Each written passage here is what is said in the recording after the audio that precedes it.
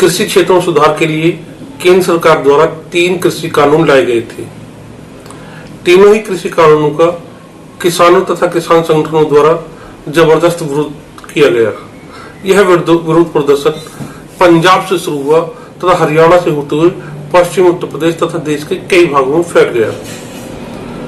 किसान सरकार से लगातार इन तीनों कृषि कानूनों को वापस लिए जाने की मांग कर रहे थे।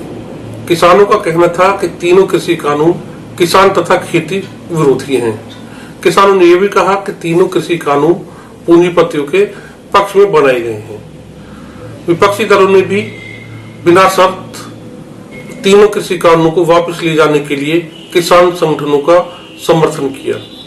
किसानों ने तीनों कृषि कानूनों को वापस लेने के लिए लगभग 1 साल तक बड़ा आंदोलन किया। आंदोलन का स्वरूप तथा प्रगति समय समय पर बदलती रही। परिस्थितियों को देखते हुए सरकार ने तीनों कृषि कानूनों को वापस लेना ही बेहतर समझा। प्रधानमंत्री नरेंद्र मोदी ने तीनों कृषि कानूनों को वापस लेने की घोषणा की तथा सरकार ने विधिवत तरीके से संसद में तीनों कृषि कानूनों को निरस्त करा दिया। साथियों, तीनों कृषि कानून निरस्त होने के बाद दिल्ली की सीमाओं को घेरे बैठे किसान अपने अपने घर वापस लौट गए। लेकिन किसान आंदोलन की समाप्ति के बाद किसान आंदोलन के नाम पर तथा किसानों के नाम पर राजनीति नहीं होगी, यह कहना संभव नहीं है। किसान आंदोलन को वापस लिए जाने के बाद जो राजनीतिक परिदृश्य उभर के सामने आया है, उसके आधार पर यही कहा जा सकता है कि तीनों कृषि बिल तथा किसान आंदोलन के नाम पर सियासत होनी अभी बाकी है।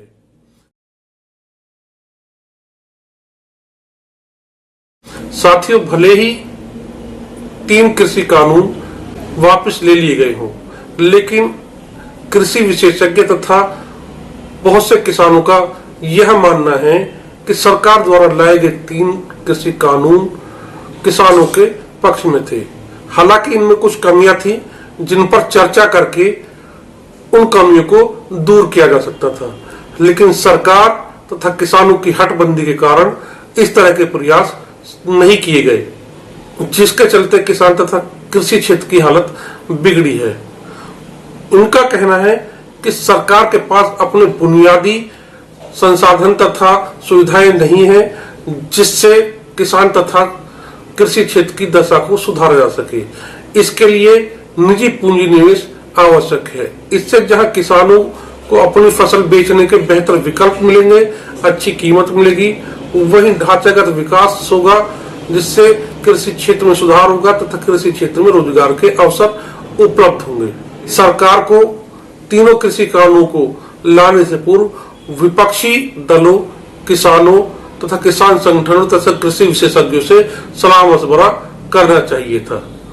इन लोगों की सरकार को सलाह है कि भले ही 3 कृषि कानून बिल वापस हो गए हों, लेकिन सरकार को किसान तथा कृषि क्षेत्र में सुधार के लिए सकारात्मक प्रयास पुनः शुरू करने चाहिए।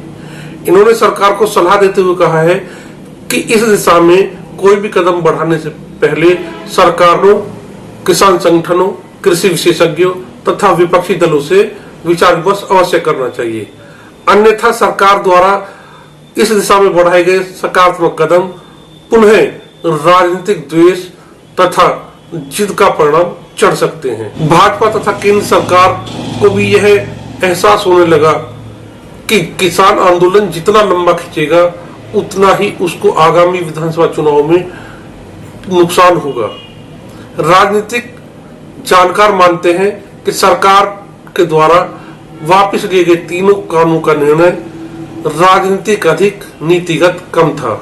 यानी सरकार भी चाहती थी कि भले ही तीनों कृषि कानून वापस लेने पड़े, लेकिन उन्हें राजनीतिक नुकसान विशेषकर चुनाव में नहीं होना चाहिए। सरकार तथा भारतीय जनता पार्टी के प्रतिनिधि जनता के बीच यह कहते सुने जाते हैं कि सरकार ने किसानों की इच्छाओं का सम्मान करते हुए तीनों कृषि कानून बिलों को वापस ले लिया है। लेकिन सवाल उठता है कि यदि सरकार किसानों की इच्छा का सम्मान करती थी तो जब 13 दौर की वार्ता विफल हुई तभी इन कृषि कानूनों को वापस लेने की घोषणा क्यों नहीं की? अब केवल केंद्र की सरकार तथा भारतीय जनता पार्टी के प्रतिनिधि किसान आंदोलन तथा कृषि कानून से हुए डैमेज कंट्रोल की पूर्ति के लिए ऐसा कह रहे हैं। ऐसा ही एक बयान हाल ही में केंद्रीय मंत्री नरेंद्र सिंह तोमर द्वारा दिया गया। केंद्रीय मंत्री ने कहा कि देश की आजादी के बाद कृषि क्षेत्र में सुधार के लिए निवेश नहीं हुआ, जिससे कृषि क्षेत्र की दशा लगातार बिगड़ी है। उन्होंने कहा कि तीनों कृषि कानून को निरस्त होने के बावजूद सरकार निराश नहीं है। हम एक कदम पीछे हटे हैं, हम पुनः आगे बढ़ेंगे। यानी वह जनता के बीच कहना चाहते हैं कि कृषि कानून में कोई कमी नहीं थी, लेकिन किसान चाहते थे कि कृषि कानून वापस ले जाए, तो किसानों की इच्छा का सम्मान करते हुए सरकार ने तीनों कृषि कानूनों को वापस ले लिया। लेकिन हम किसान तथा कृषि क्षेत्र को उसकी हालत पर नहीं छोड़ेंगे। फिर से हम दूसरे विकल्प पर विचार करके किसान तथा कृषि क्षेत्र की दशा को सुधारेंगे। यानी कि वह किसानों के बीच अपनी छवि को सुधारने का प्रयास कर रहे हैं। लेकिन विपक्षी दल जो सरकार पर लगातार हमलावर हैं, वह अभी भी सरकार को किसी तरह का मौका नहीं देना चाहते। केंद्रीय कृषि मंत्री के बयान को आधार बनाते हुए कांग्रेस के नेता रणदीप सुरजेवाला ने कहा, कृषि बिलों को लेकर सरकार किसानों को धोखा दे रही है। केंद्रीय मंत्री का बयान किसान विरोधी है। उनके बयान में षड्यंत्र के संकेत मिलते हैं। चुनाव के बाद सरकार किसानों पर फिर हमला करेगी। वहीं राहुल गांधी ने ट्वीट कर कहा कि हमने अहंकार को हराया है, हम फिर हराएंगे। यानी वह कहना चाहते हैं कि किसानों के आंदोलन में उनकी पार्टी ने किसानों का कंधा से कंधा मिलाकर सरकार द्वारा लाए गए तीनों कृषि बिलों का विरोध किया। उन्होंने किसानों के आंदोलन को समर्थन किया, किसानों का साथ दिया तथा तीनों कृषि बिलों का सड़क से लेकर संसद तक विरोध कर किसानों का समर्थन किया। यानी कि वह इस बात को प्रदर्शित करते हैं, या यूं कहें कि किसान आंदोलन को वापसी लिए जाने का क्रेडिट वह कांग्रेस को देना चाहते हैं।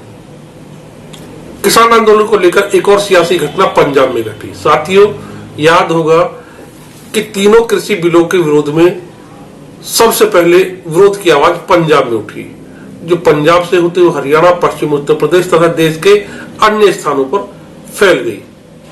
पंजाब के ही 32 किसान संगठनों ने सबसे पहले किसान आंदोलन शुरू किया। इन किसान संगठनों ने संयुक्त किसान मोर्चे का हिस्सा बने, जिनमें पंजाब, हरियाणा तथा पश्चिम उत्तर प्रदेश के किसान संगठन शामिल हुए। संयुक्त किसान मोर्चा ने आंदोलन में किसी तरह की राजनीति से बचने की या राजनीति में हिस्सेदारी से इनकार किया था, लेकिन किसान आंदोलन समाप्त हो चुका है। पंजाब के 32 में से 25 किसान संगठनों ने मिलकर किसान समाज मोर्चा नाम से एक संगठन बनाया है।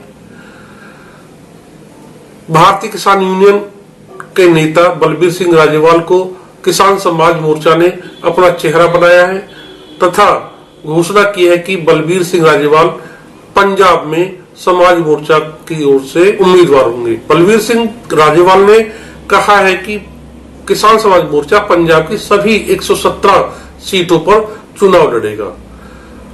किसान संगठनों द्वारा राजनीतिक संगठन बनाए जाने तथा चुनाव मैदान में उतरने के पीछे तर्क दिया है कि किसान विरोधी तीनों कानूनों को निरस्त कराने के बाद पंजाब की जनता, विशेषकर मजदूर और किसान संगठनों से उम्मीद कर रहे थे कि अब वह पंजाब के बिगड़ चुके सिस्टम को सुधारने के लिए भी चुनाव मैदान में आए। ऐसे में जनता की भावनाओं का सम्मान करते हुए वह चुनाव मैदान में उतरे हैं। साथियों, याद होगा कुछ इसी तरह का तर्क अरविंद केजरीवाल ने भी उस समय दिया था जब अन्ना हजारे के नेतृत्व में भ्रष्टाचार विरोधी आंदोलन दिल्ली के रामलीला मैदान में चल रहा था। किसान संगठनों द्वारा राजनीतिक संगठन बनाकर पंजाब में चुनाव लड़ने की घोषणा के बाद सबसे बड़ा झटका अकाली दल तथा कांग्रेस पार्टी को लगा है। कांग्रेस पार्टी और अकाली दल तीनों कृषि कानून के विरोध में संसद में तथा संसद के बाहर जमकर हंगामा करती रही। दोनों पार्टियों को प्रतीत हो रहा था कि किसान आंदोलन समाप्त हो जाए या लंबा खींचे, इसका लाभ उन्हें अवश्य मिलेगा। यानी कि किसान संगठन और किसान सरकार और भाजपा के विरोध में उनके पक्ष में मतदान करेंगे। लेकिन जैसे ही किसान संगठनों के द्वारा चुनाव लड़ने की घोषणा की गई, वैसे ही इन राजनीतिक दलों की ओर से किसान संगठनों पर अवसरवादिता तथा मौका परस्ती का आरोप लगाए जाने शुरू हो गए।